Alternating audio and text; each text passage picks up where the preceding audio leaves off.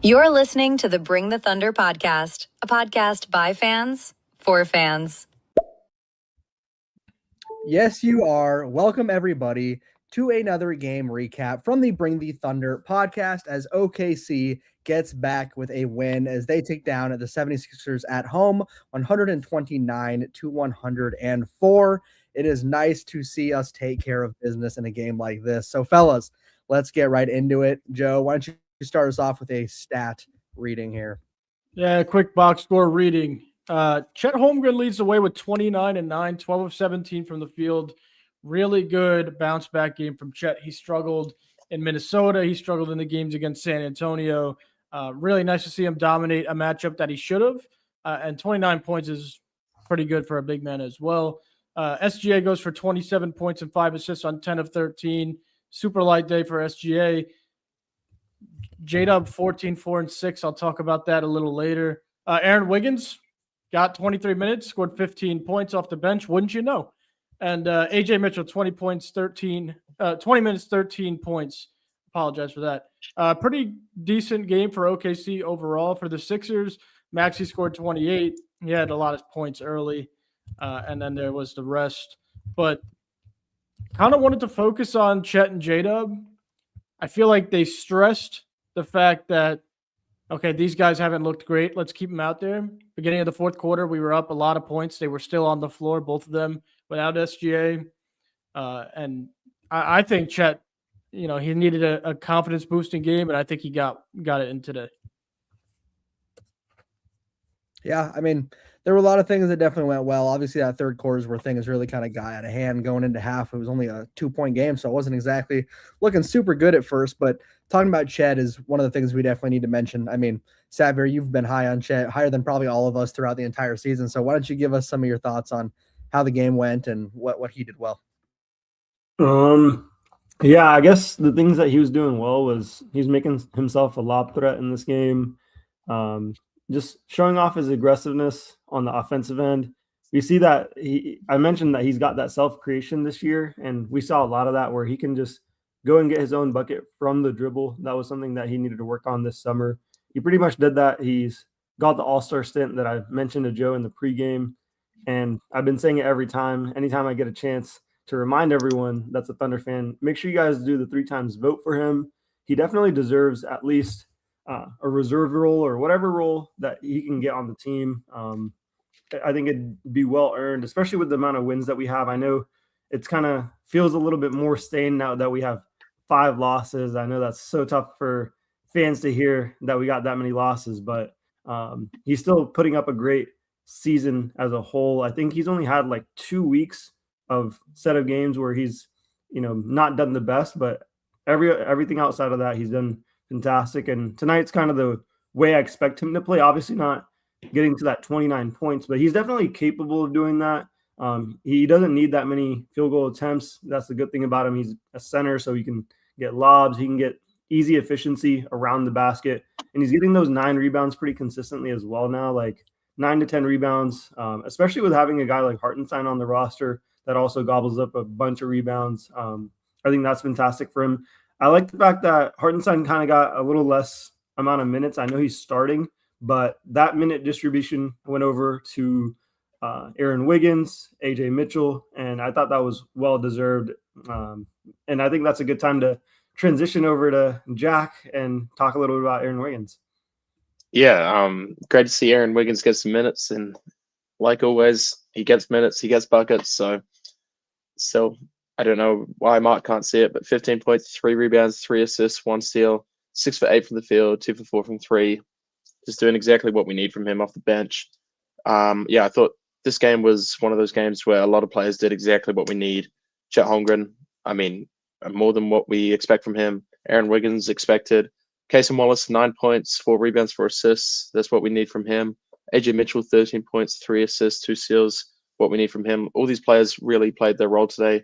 I mean, Caruso had 7 points as well. So it's good to see, rather than the last couple of games where these guys have been disappeared and we can't even rely on them, that everyone's chipping in, doing what we expect from them. And I think that's the main reason why we won today. It was a full team win, and it's great for that. Should that go on a T-shirt? He gets minutes, he gets buckets. I love that. We're going to quote that. But I absolutely agree with the full team win sense of things. Like Aaron Wiggins, obviously, got the minutes, 15 points. It's what Jack and the rest of this panel what we're advocating for the last couple of days. And then AJ Mitchell comes back. Is he like our third best player right now? For the season, I'd even argue second, to be honest. The difference with him in the lineup versus not is just insane. I mean, having someone that can relieve that pressure off of Shea, just being able to bring the ball up the court and actually run plays. I mean, he's always looking for the roller in the pick and roll. He's great at throwing oops. He can knock down threes. He can facilitate. He pushes the pressure. He does everything we need him to do, which is such a relief for Shea. I mean, I specifically think to the Christmas Day Spurs game where it felt like Shea at times was literally the only person that was constantly trying to push the pace. And that's that missing AJ piece right there, that if we have another player like that who can kind of relieve Shea a bit, come in and handle things, that changes the game completely. So having AJ back, it's insane how big of a difference he makes. I hope he just continues to get more minutes. Of our bench players, he had the third most minutes. Honestly, I wish he's number one. I really do. I think he deserves to have the most minutes of anyone off our bench right now. Yeah, and I think Hotspot right here in the comments brings up a good point. You say he needs the most minutes off the bench. I think I'm fully all in on this guy starting. Like you said, relieves the pressure off of Shea, our second best ball handler on the court. Or first, if Shea's not on the court, he could shoot the three. He gets to the free throw line. He has a mid range. He has touch around the rim. He can run plays. He gets everyone involved. And most importantly for OKC, he's a top 5 defensive rated player in the NBA. So what is stopping Mark? And I'll go to Satvir because Satvir normally has the answer to this question. What is stopping you from wanting him in the starting lineup? And for real, what is stopping Mark from putting him in the starting lineup?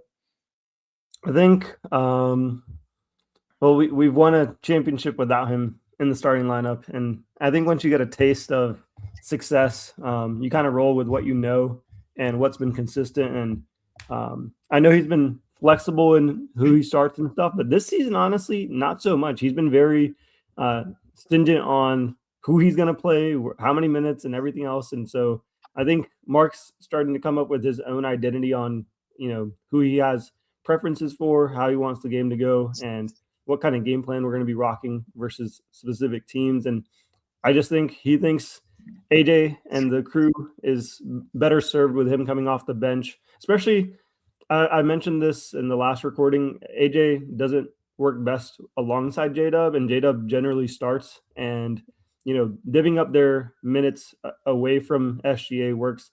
Him and SGA have actually the best 5-man rotational plus minus. So him and SGA work the best together on the floor. So it's kind of a tough situation where he works so well alongside SGA, but I think staggering J-Dub's minutes outside of those two guys would be really nice. If there's anyone from the Thunder watching right now, please do that. The numbers back that up, so it'd be much appreciated. But that's kind of the reason I don't think he's starting right now. He definitely easily could be, but then we wouldn't have as much of a scoring punch. We'd be solely relying on really good nights from Isaiah Joe and just Aaron Wiggins, and then a lot of reliance on Alex Caruso ball handling, and I'd rather have AJ ball handling in the second unit. So I guess I'll pose the question to Jack and Gabe as well. I personally think he should be starting now, because even with him running the second unit, you could always, like they do now, put J-Dub on the floor, who ran the second unit without him last year, with Chet or Hartenstein. I think the double big should go, especially against most of the teams in the NBA. We could always put it in, if we're playing a bigger lineup. But that being said, if you do want him in the lineup, which I'm assuming one of the two of you do, who goes? Not logically, but if I was a robot doing this, it would be Jalen Williams. But obviously, that's not going to happen. And I think you can start him with J-Dub and Shea, as long as you just change J-Dub's role on this team. When AJ, Shea, and J-Dub are all on, AJ becomes the secondary ball handler, and then J-Dub has to come off second side, and he can create for his own or become a spot-up shooter, that kind of thing. But AJ is playing better than him this season. There's no way. What do you mean? It's hard for like a secondary player that's been in that role for a really long time to just go, okay, now I'm gonna switch up my role and be another Well, player for us. I mean, but he's not playing good being our secondary option at the moment. So we might as well move him to more off the ball until he gets his groove back. But I mean, that's what I think. And then I guess you have to bench Hartenstein as well. Swing it to Gabe. Yeah, I'm actually not going to fully advocate for him to be starting, but here's why. I would like it to be kind of like a King situation last year, the way that they would use Malik Monk. I want him to be that guy that comes in 4 minutes into the game, 5 minutes into the game, really early substitution. And I think Dort's the one that you pull out in that scenario, or if someone looks tired or someone looks like they're struggling. But I like the idea of those minutes where Shea comes out at the end of the first, or where we start the second without Shea. That's when I want AJ in at his highest right there. So running the normal lineup, having that happen, and then if someone starts to get tired, or you're seeing someone, even if they're not getting tired, you just pull Lou is like the default. Then you just bring in AJ essentially as a sixth starter. I mean, he ends up playing more minutes than Dort probably most nights in this scenario, but just to keep that continuity of the lineup, keep it the same starting lineup, just have AJ coming in really, really early on to make that kind of adjustment early and let him kind of find his footing. And then by the time you take Shea out, AJ's connecting on all levels and you can run from there with what lineup you want to do. So I don't think he does need to start right now, but I think he needs to play minutes equal, if not more than starters.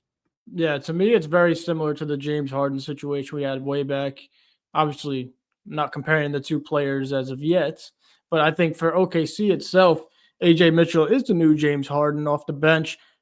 But I think they need to find a way to keep him, like you said, keep him in like starter role minutes. But I think he needs to be in the closing lineup as well. He's too savvy. He's too smart with the ball. He's such a good player offensively and defensively for him not to be in the game. What are your guys' thoughts on closing lineup, AJ Mitchell? I mean, it's got to the point where Mark doesn't have a choice, and he is closing nearly every game because he's one of the only ones who will confidently get downhill and score it. I think this season especially, everyone's looked pretty timid in the clutch, especially J-Dub and Chet. And when Shea gets double teamed or something like that, you swing it to the corner, and then Caruso, Case, and Dort, they shoot because they have to, but they don't believe in themselves. And the only person I feel confident watching outside of Shea in the clutch is AJ Mitchell. When the ball's in his hand, I trust the decision he'll make. But outside of that, there's not many people I can. So he's been closing most games just because, he's too good not to. I definitely agree with our comment here down below. Depends on the matchup. That is exactly what I was going to say. That's one of those things where I've talked about a lot in the past where there are definitely games where I think Dort should be getting more minutes towards the end, and there's games where I think AJ should be getting more minutes. So I absolutely agree. It depends on the matchup 100% because if our offense is clicking and let's say like Shea and Dub are both really, really hot right now, I don't want to insert another player in who offensively kind of needs the ball to make something happen. Instead, I'd like to keep Dort in and let the defense roll. But if we're in a slump and Shea's the only one scoring where we need that pressure relieved, please take out Dort and put AJ in, because we know for a fact that our team is good enough at defense where not having Dort in isn't going to kill us. So if it's a situation where the offense desperately needs a pickup, please put AJ in, because he's not going to get any better at those clutch time situations if he never gets a chance to actually learn from them. So you might as well start letting him get some shots up, get some minutes up, and then Dort can just continue to go in close situations where the defense really needs him. Sabir? Yeah, I think we're 4 for 4 on him pretty much entering the closing lineup, which I never thought would happen that this soon and with a guy like him. But it's just clear how good he is offensively and how well he plays along Shea. That we kind of just need him in that spot, and that's where his minutes probably should start increasing at some point, because he's also the other guy that's right alongside Aaron Wiggins, where it's like 20 to 25 minutes. And I think he can start surpassing the 25-minute mark, getting past like Kaysen and Dort, just so we can get more offensive looks, playmaking. Just the ball in his hands is ending up in great decision-making. So, absolutely. All right. For me, One last thing about this game, and I don't want to sound like a broken record, and I think Jack wants to start here first. What are your thoughts on J-Dub's performance today? Because I didn't like it one bit, even though we blew them out. He just doesn't look like the J-Dub I know. Yeah, I don't really know what's up. I guess obviously the rest and all of that, but I think it's bugging him mentally to a degree as well. And I mean, we need him to be our second option because Chet, he was a great second option tonight. Chet was, but we can't always rely on him, as we know. He's way better as the third option. But we just haven't seen J-Dub get back to that form since having the injury, and I guess it's a bit of an unknown. And it's a tricky situation because when he's back to that form, then we'll be fine because he's all NBA, all defensive kind of player. But when will that be? Will it be? Yeah, it's hard, but I guess we got to keep trusting him until. Yeah, you can't really just. Yeah, it's hard because I mean earlier I said I would like to see him move into more of a third option, kind of let him get his confidence back in that sense. But yeah, we still got to trust him and help him work through it. But it's a tough situation. I don't really know what to do. Gabe, do you know what to do? I mean, honestly, I'll just call it Mark. Yeah, no, it's just keep doing what we're doing. Just keep letting him play. Just keep giving him minutes. I don't think the answer is to pull his minutes and start toying with his mentality, toying with his confidence by making him think that we're going to move him back.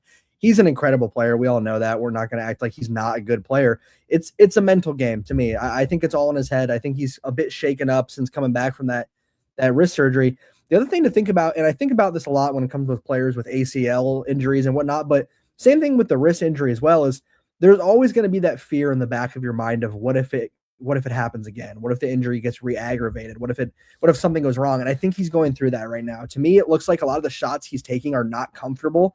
I don't think he's feeling as good about some of the shots that he's having.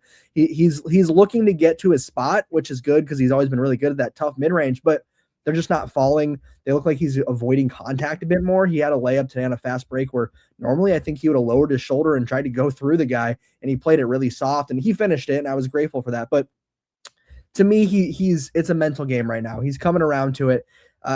Don't change anything. Just let him get his minutes. Let him find his footing. And if it's still a problem 20 games from now, yeah, we can talk about switching some things around and moving minutes around. But I will bet you guys money, anyone listening, that it will not be a problem 20 games from now because I have always had full confidence in J-Dub. I'll continue to have full confidence in J-Dub.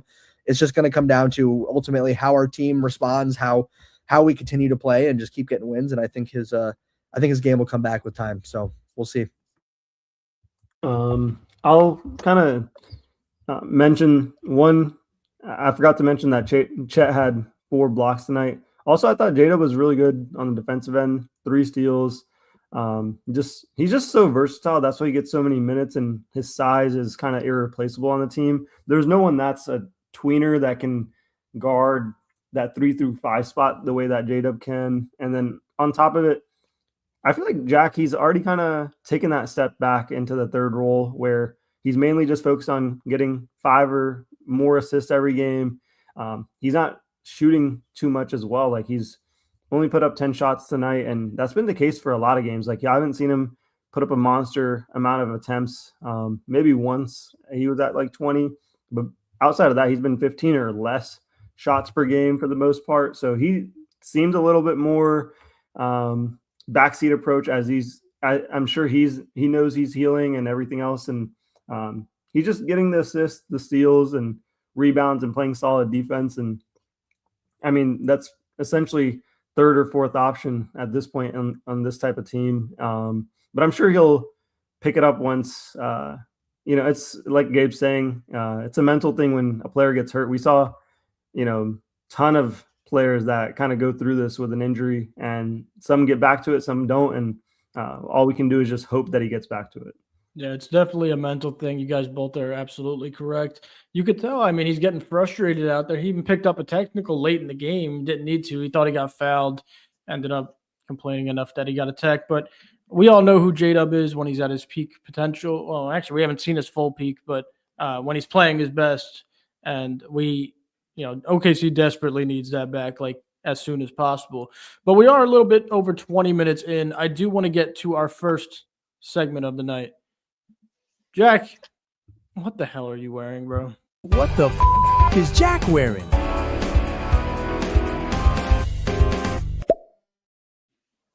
Drop that All guess right. in the comments. Let's hear it. Drop it in the comments. If you're new to the show, after every OKC win, Jack wears an OKC Thunder jersey. That one, I don't know if we've seen this one yet this year, but you guys obviously don't know the player. Nobody on the panel knows the player. I'm going to kick it to Satvir first, then we'll go to Gabe, and then I will guess last. All right. It's a Brandon Carlson jersey. Wow, just right out of the gates. Okay. I'm just gonna go with Chet. I'm gonna think he's picking his jersey. Had a great game, so there's the logic there. Man. All right. I swear I've seen this jersey once this year, but he did get new ones. And was the Carlson one that was it orange? I can't remember. It looks relatively new. It maybe even looks like he got it from Fanatics, to be honest. But for me, I'm going AJ Mitchell. I'm going AJ Mitchell. I can't remember if his AJ Mitchell was orange or not. It's probably going to be the new Carlson jersey, but I'm locking in AJ Mitchell. Hotspot's going Wiggins.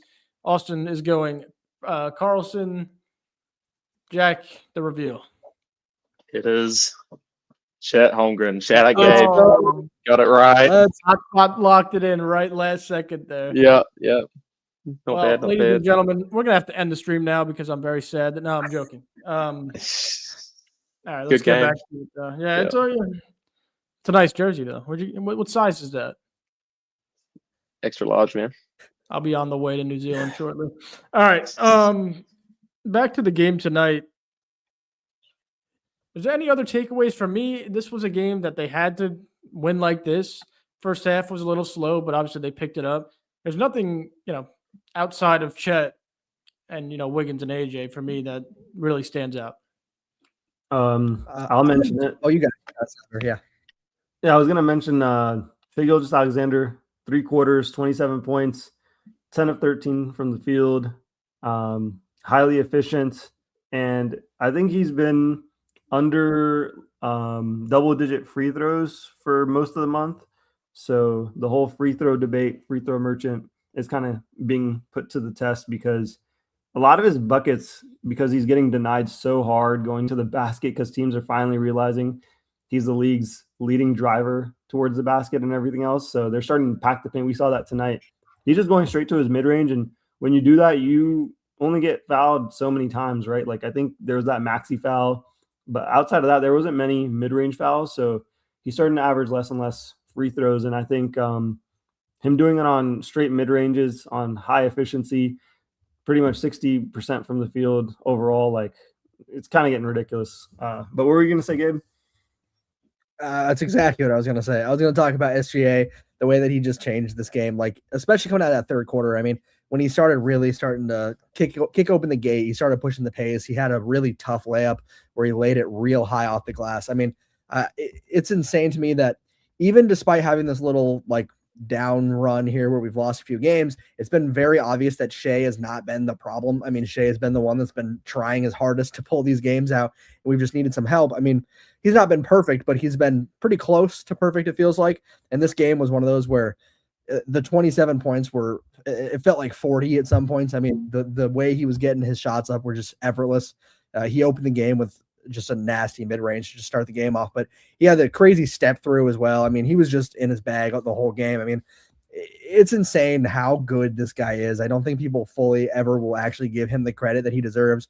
You mentioned the whole free throw thing there, Savir. People are just going to always go to that. That's what they're going to open their phone, check Bleacher Report, and see free throws and decide that he's not that good of a player. But 10 for 13 from the field is insane, especially for a guy of his stature playing against a team that has good defenders. I mean, Adam Bona got a lot of minutes today, and he was playing really well. I think he had 4 blocks.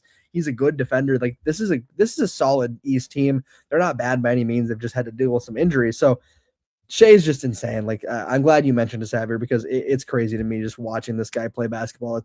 It's when we have other guys who are picking up the slack and doing what they need to do, there's almost no way that we lose games. So it comes down to the other guys, scoring well, and that's what hasn't happened in some of those losses, as those other guys haven't been able to pick up the slack. But yeah, no, Shea was he was incredible. That's really all I was going to add is from the moment the game started, it just felt like a game where you knew he was going to get what he wanted. Yeah, he's the best. Satbeer, are you ready to do your segment for the people in the chat? Because the people in the chat have been texting me. I don't know how they got my personal line, but they're spamming Satbeer's quarter. Yes, I am ready. All right, ladies and gentlemen, it is time for Welcome to Satveer's Quarter. Satbeer. It is your quarter. I got you, brother. All right, so we got some nice stats here for tonight. I got a couple that I wanted to mention. I already mentioned Shea hasn't had double-digit free throws since December 5th.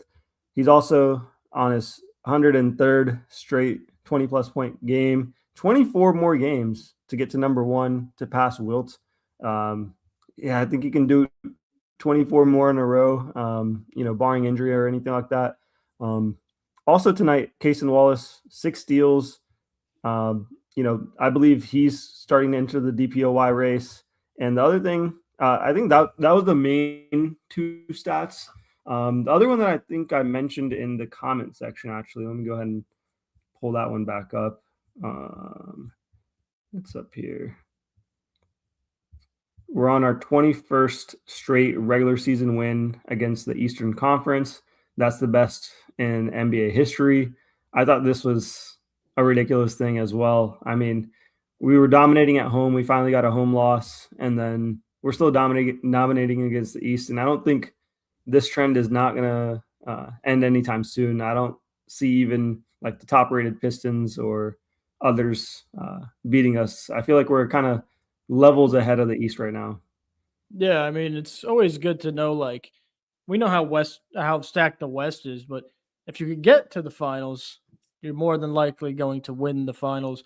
That was the feeling last year, even though Indiana kind of gave us a little bit of trouble we didn't think was coming. But in your guys' opinion, I mean, I thought it last year. I think it this year. If OKC makes it, they're going to win it again. Yeah, I mean, I wanted to talk about the Pistons immediately. I know we talk about them a lot. They're a dang good team. I mean, they have been good this year. They have a lot of pieces that I think work really well together. Jalen Duren is kind of taking that leap that I think a lot of people didn't think he was ever going to take. People kind of thought he was going to plateau and just be this mediocre center, but I think Jalen Duren is an incredible center.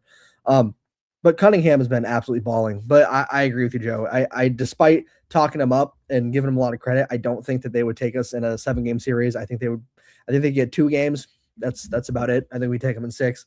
I think we'd even take them in 5, to be honest with you. But that's not to call out the Pistons, and we're going to have Pistons fans angry about that one. But they're an incredible team. I really do think that they're a very good team. I just think that our style of basketball would really affect them negatively. Despite Cade Cunningham being a really good player, he's always been labeled as a turnover machine, and that is something you do not want to be against the Oklahoma City Thunder. We will always pick apart a team, pick apart an offense, and with turnovers like that, that game would get out of hand quickly. So, I think if we make it there's not a lot of teams I really would actually be concerned about. I do think I know they say it every year, but I do think the year where the Cavs actually make a good push, I do think they can make some noise, but every single year it's always, we'll see what the Cavs do, and then they lose in the second. So until they can actually make it out of the second round or actually make an appearance, I can't say I'm too concerned about them, but we'll see. I think the West is obviously the part that's going to give us some stumbles, obviously. Yeah, the Western Conference finals is pretty much the finals. Whoever can make it out of that is just going to breeze past whatever East team. There's not really any really decent ones that could stop. Like the only really good ones I could think of would be someone like the Knicks, but they just don't have the defense to compete with anyone like the Thunder or the Spurs or the Nuggets. So yeah, between Thunder, Spurs, and Nuggets, I think we should have our handfuls trying to make it to the final. But if we can, then yeah, it'll be a breeze. Yeah, and then Satbeer, do you just want to update on the injuries we picked up today, and then we'll wrap it up? Yeah, I mean, not much of an update. Just iHeart and Joe were out for this one. And then I think something happened with AJ possibly. I saw that as well. So three guys kind of maybe nicked up a little bit, maybe missed 1 or 2 games, if anything. Also, Jalen Johnson's going to be out. Trae Young looks to be questionable. Feels like either team's fully rest against us or circle the date to come back to play us. There's no in between. So hopefully we can keep this nice little home stretch going. But yeah, nothing else for me. Yeah, it's going to be a long regular season, especially with the teams that decide to rest their star players for no reason. But yeah, with that being said, I was going to do the giveaway winner, but it's kind of quiet in the chat. I mean, I could still do it. It's up to you guys on the panel. I'm good with whatever. Fine. I really don't care. It's up to you guys. All right. I mean, listen, I spun the wheel. Shout out to everybody who signed up and did the rules and followed the rules for the giveaway. We had a pretty good turnout. But there was one guy who just won $120. I don't see him in the chat, but I'm going to announce it anyway. YouTube at Mark Espinoza. Mark Espinoza has won the $120 giveaway, the NBA Store gift card.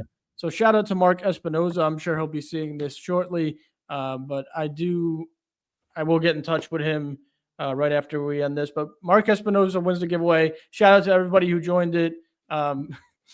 Hotspot, that's cool, brother. We always appreciate you tuning in here. And that's it for me, guys.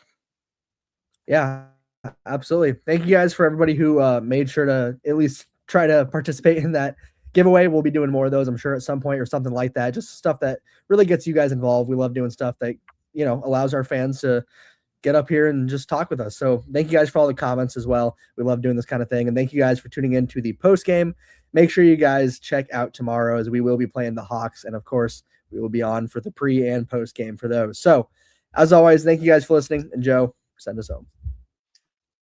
Why do we have another back-to-back? What is going on? All right. Thunder up, baby. Let's go. We'll see y'all tomorrow.